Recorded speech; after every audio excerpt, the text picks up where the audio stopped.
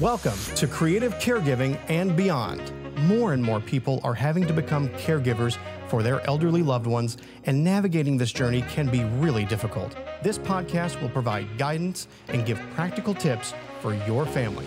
Your host is Wendy Whiteman, elder law attorney, author, speaker, and leading insight advisor in senior protocol and senior lifestyle trends. Know that you are not alone in getting the help that you need. Let's get started. And here's Wendy. Welcome to the show. Like many of you, I'm a primary caregiver for my mother, and today we have some information that I think is going to be helpful for you along your journey. We have a special guest, David Rios, with Oasis Senior Advisors. Welcome, David. Thank you, Wendy. Good to see you. Good to see you, too. Good to have you on the show today. Thank you. What do you do with Oasis Senior Advisors? So we're what they call a placement service. A placement service is kind of a generic term. What it really means is one simple thing. What happens when my loved one can no longer live where they currently are at? Okay. So we try to understand really what's the criteria behind that. And that criteria could mean, 3 or 4 different things. So we invest time with the client up front to understand what are their medical needs.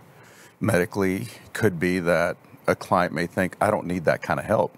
When in reality, after you begin to talk to them, they realize that, yeah, I do need that help. Socially, there's a lot of people that are very introverted. There's a lot of people that are very extroverted. So it's true. trying to find that right environment for them. Yes. And then financially. Financially says, this is within the budget I'm going to stay within. Okay. Sometimes clients say, I want to be within this particular part of town. We can make that happen. Very good. But that's kind of an exception kind of a situation. But that's what we basically do. We really try to help clients transition from point A to point B. Okay. So what geographical area do you cover? Does your company cover? So Oasis, we're a franchise organization. Okay. We have 92 offices in the U.S. Oh. So I own the Dallas office. Okay. I have a peer that has Collin County, one peer that has Tarrant County, and a peer coming online, I think, beginning next month. Okay. That's kind of in the mid-cities area. So I cover basically this part of town that we're in today. Very good. And, I work with many different entities. I work with folks like you, elder attorneys, skilled nursing facilities, rehabs, hospitals, and it's really trying to, adult protective services, believe it or not. Yes. Trying to figure out, they need help. Who can help me? So that's what we do. Okay. So a family, is that how they would normally get your information, a referral from one of those agencies or places? Yeah. Correct, yes. Okay, very good. That's how they would work. Okay. And we invest a lot of time with those referral sources to simply understand what's their pain point. If you look at hospitals as an example, their biggest pain point is readmission rates. Right.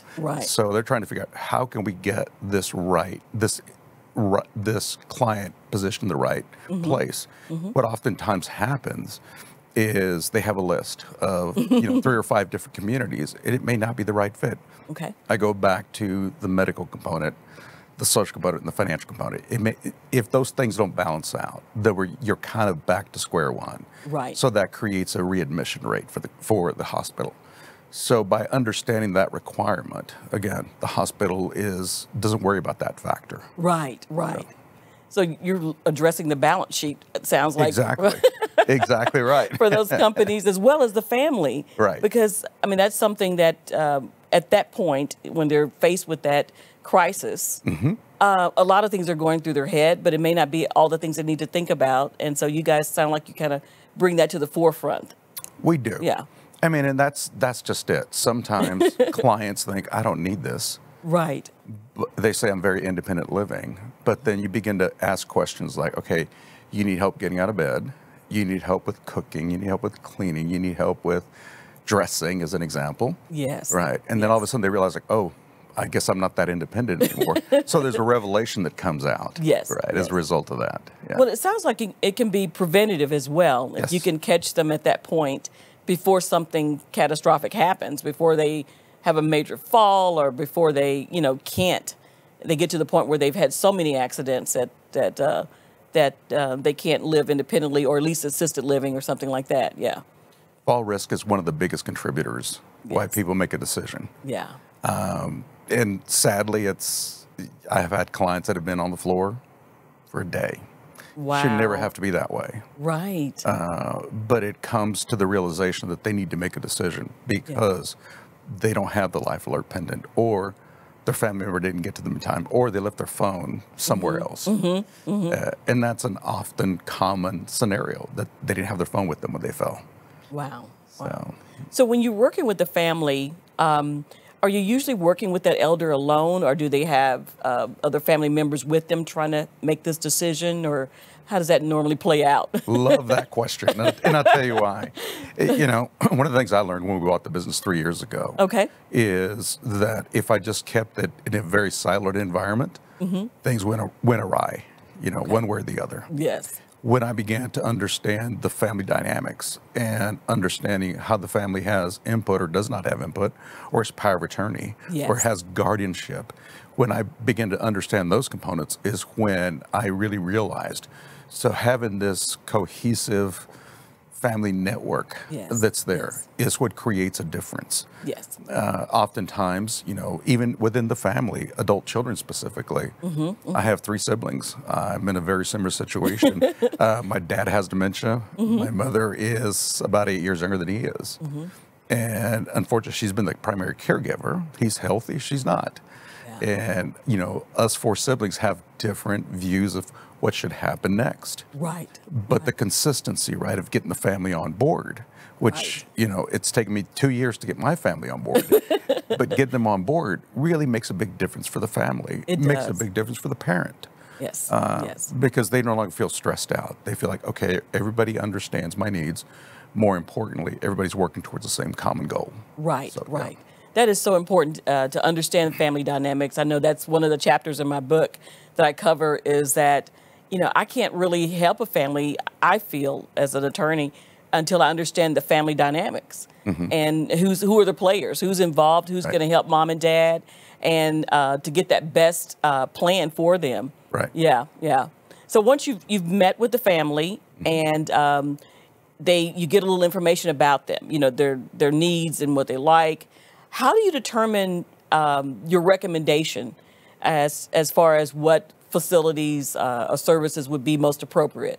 Is that use artificial intelligence? I know you have a background at IBM. We were just talking about that. Are you using AI? Are you using a team approach? You guys sit down and do a conference and match up criteria? How does that work? So it's kind of the old-fashioned way, right? Okay. The old-fashioned way simply states this, is I try to, you know, spend time with the client up front. Okay. The process, we call it a discovery. Okay. And the discovery goes back to the 3 things I mentioned earlier, you know, medically, socially, financially. Okay. That discovery isn't a 5 or 10 minute exercise. The discovery is really investing anywhere from an hour to hour and a half up front with the client. Right. Just to get the basics. Once we understand the basics, the next step is to engage the adult children, the family members, power of attorney, guardians, whoever it is. Yes. So based on that, then we're able to kind of tailor what they really need.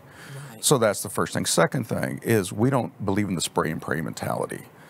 So a lot of companies, what they will do, they will ask 4 or 5 questions and they'll spray and pray over 15 different communities. Well, that's overwhelming. It can be, and it's frustrating, and there's a lot of anxiety that comes out as a result of that. We don't do that. Right. Because we made that investment up front, we can clearly have a path for them. Yes. And I'll give a good example of that. 2 years ago, I dealt with a retired Dallas County judge. Okay. I gave him 2 options. And being a judge, he was being very critical, says, I need more, I need more, I need more. So the judge had to judge. The judge had to judge my assessments. Yes. And I respect that. Yes. So I went and I said, it's against my advice, you shouldn't do that, but I'll do it because you're asking me to do it. So I did that.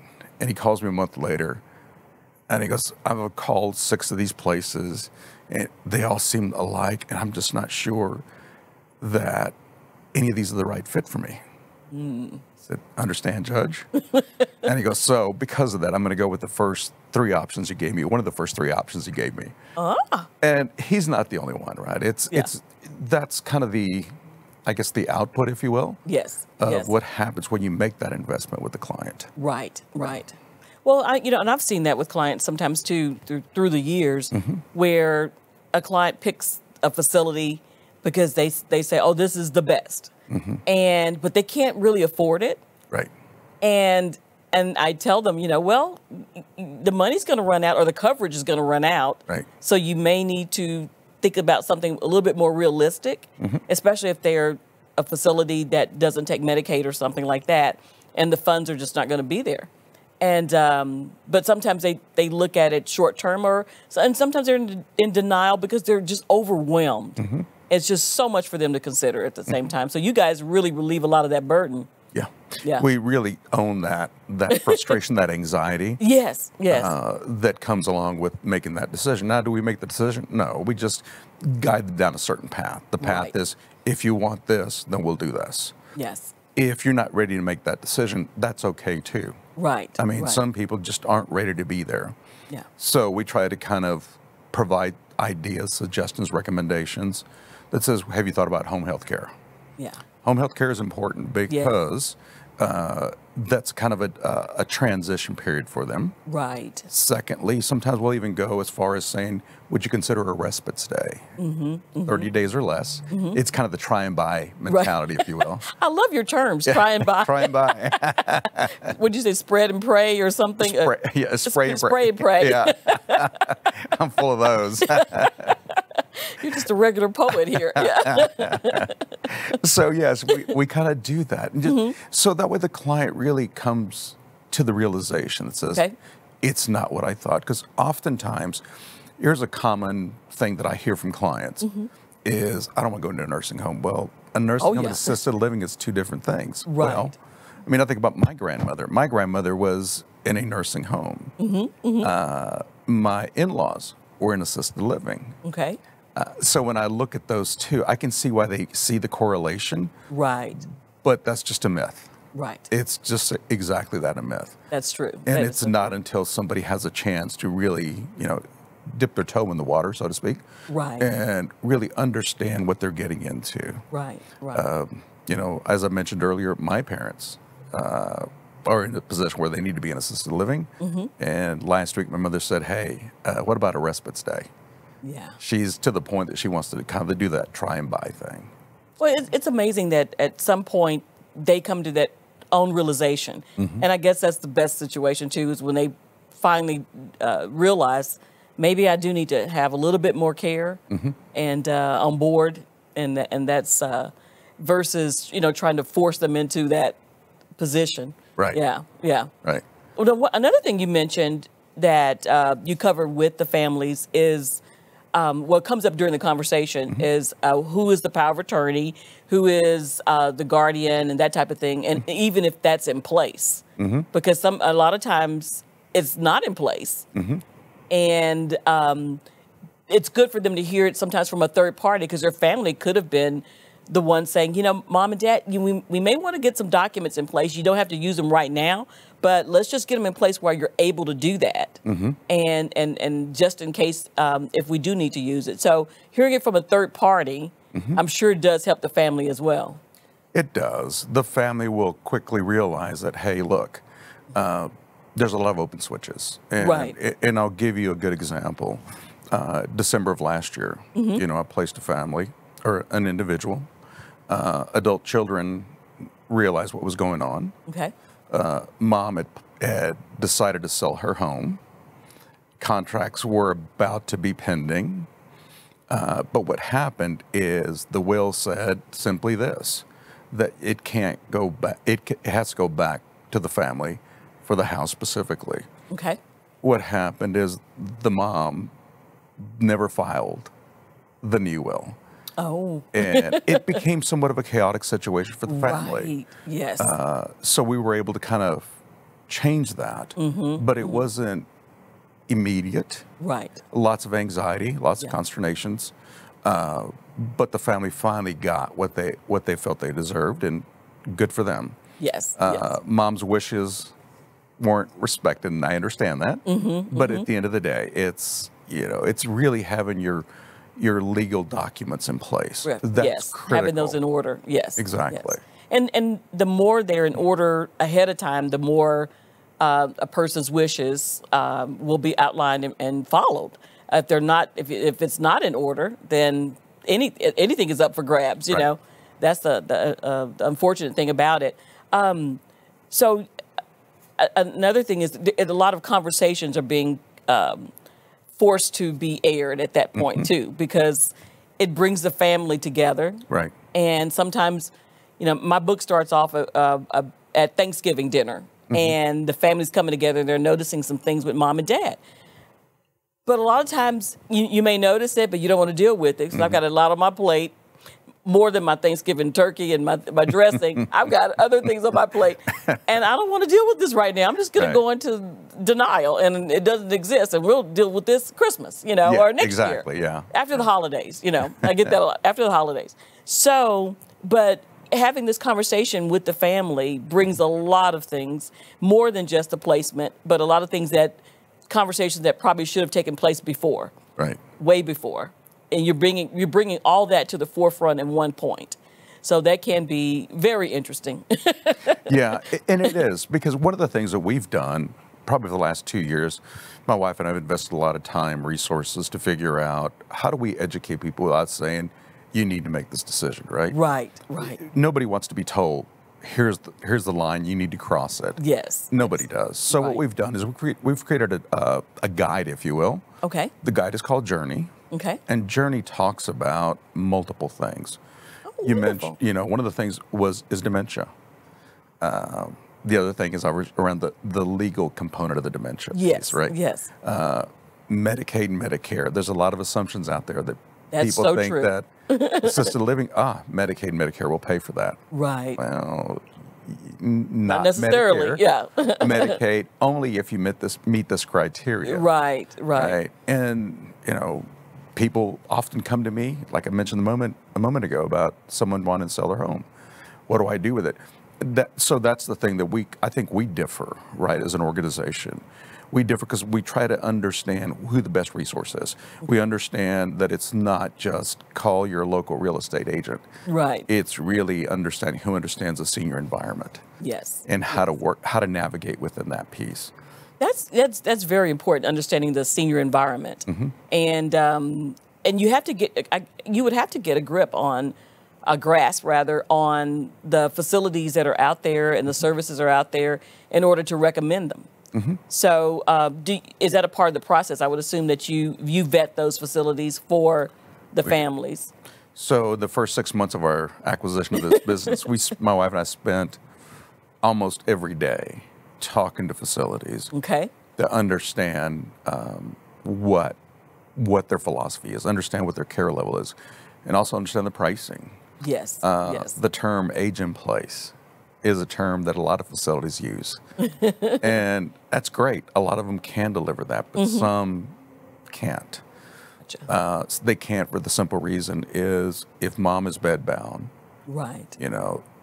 they can't really facilitate that need. They're going to have to hire an outside service to do that. Well, if you hire an outside service to do that, to provide all that level of care, then you're looking at assisted living. So that's not true age in place. Right. So yes, we try to vet that type of community out. We have large communities. We've got a couple of what they call continuing care retirement communities that are not too far from here. Okay. So these are people that have income in excess of wanting to spend $20,000 a month. And we've got communities that a person always got $2,000 a month to spend. So we understand that criteria. So when we're providing those options, we clearly know who can and can't fulfill that. Got it. So you're kind of like a personal shopper. Yep. Yeah, you go out in many ways, yes. Yeah. Yes, I've been using a lot of services, this past year for groceries and things like that, and it does make it convenient when someone else can kind of do that legwork for you. Right. And how much does it cost a family? I mean, how much does a family have to pay for your service? That's. Should I ask you that question now? It's a great. And that may vary. It's a great question, and what I can tell you is my services are no charge. I don't charge anybody anything. Great. So I'm free. And like I tell everybody, use me, don't use me. Yes. At least have a conversation so you understand what's happening. Yes. So basically what I do is I just invest the time. Sometimes it's an hour. Okay. Sometimes it's up to 6+ hours that I invest with a client. Yeah. there's no guarantee after 6 hours you're going to work with me. Well, that's true. All it is they may say, I decided I'm going to postpone the decision, or I'm going to stay here and do home health care services. And that's okay. It's their right to do that. Right. But yeah, so my services, they'll never see a bill from me. They'll never see an invoice from me. Very good. I only have one ask of them, and that is, if you're going to use me, don't use my competitors. After they've gotten all the information from you, it's like, go ahead and use the competitor, right? Well, what about, during COVID? Is that something you guys have to keep up with during COVID? What facilities have been a little bit more successful in their procedures and precautions? So yes, absolutely. Yeah. When COVID hit, our headquarter organization sent out a bunch of information to us as to what to expect, how to address it, because, our job previously, our role was to go on site and meet with the client. Well, with COVID, you couldn't do that. So it created a different, reality for us. Right. The reality, instead of face-to-face, it was a thing called Zoom, and I didn't know what Zoom was until COVID. But I've become Zoom proficient now. It's a great tool. Yes. It allowed us to continue the same level of engagement, but just in a different way to deliver that engagement. Right. But we were able to cover all those things, especially hospitals. Right. Oh, yeah. Secondly, is we were in contact with these referral sources. Okay. What's the COVID situation, right? Where are you from the bed's perspective? Because sometimes you had clients moving from assisted living into the hospital because of COVID. Right. And because they're COVID infected back in the community, what happens to them now? Right. So we were able to kind of figure out how to navigate that difficult situation for the family. Yeah. Sometimes it was, a temporary stay, sometimes a permanent stay. It just really depended. So it's really understanding the dynamics of the marketplace. That's so true. That is so true. Because that was a game changer for everybody across the board. It was. And so you're just kind of, dealing with it on a day-by-day basis on how to best serve your clients at that point. Right. Yeah. Yeah. Right. Wow. So let's talk about, you talked about you have a kind of a personal testimony that you're going through with your mom and dad. And a lot of us do, and my mom is the caregiver for her. And, it really brings it home when you're talking to your families. And I can tell that you have a heart for this. I really can. And I'm sure that really shines through when you're talking to other people. So that's an interesting comment. It's interesting because, retiring from IBM after 30 years, right? Yes. It was about the bottom line. It wasn't about myself, right? It was about how do I achieve what the objective is. So I took some time off when I retired, and then I got bored. And my wife says, well, what do you want to do next? And it just so happened at that point in time that we figured out that it's not about myself. Right. There's a greater good out there, and the greater good is others. And the reason we came to that realization is her parents. She spent about a year, the exception maybe a month, in Dallas, in Spokane, Washington, trying to help her parents do exactly what we do today. Wow. And that's, how do you identify assisted living? Her mom had a stroke. She wasn't rehabbing the way the facility wanted, so they said, okay, either she does this or you can keep her here, but it's going to be X amount of dollars per day. And that's a financial situation for any family. And you don't get a lot of time in between them telling you that, the rehab is over and 72 hours. This is the bill. 72 hours is what they had. And she was able to spend some time out there and really figure it all out with her father. And, two of her sisters came up and lent some assistance, but it was kind of what I call the old-fashioned way. Yeah. It was literally sitting on a phone, yellow pages, Google, making call after call after call after call. Yep. So back to your earlier question of how do we identify that? Well, that's part of the technology that we use. The technology we have does, and I use IBM vernacular, predictive analytics, right? Okay. So based on the discovery, it predicts or suggest where a client should look at. Okay. So that's what we try to figure out. So I have a passion for it because at the end of the day, not for technology, but for helping people, but because even now, my parents are in that situation, like I mentioned earlier. Right. And it's trying to help them. And it's not a one-size-fits-all solution. No, it isn't. Everybody's different. Yeah. It doesn't matter who you are. You're going to have a difference in opinion, difference in beliefs, difference in thoughts. Yes, yes. So on and so on. So. Well, very good, very good. Well, this has been so enlightening. It's helped me tremendously as well. I know it's going to help our viewing audience. Do you have any closing thoughts you'd like to leave us with or tips? Well, so here's what I would say is, never ask that question, right?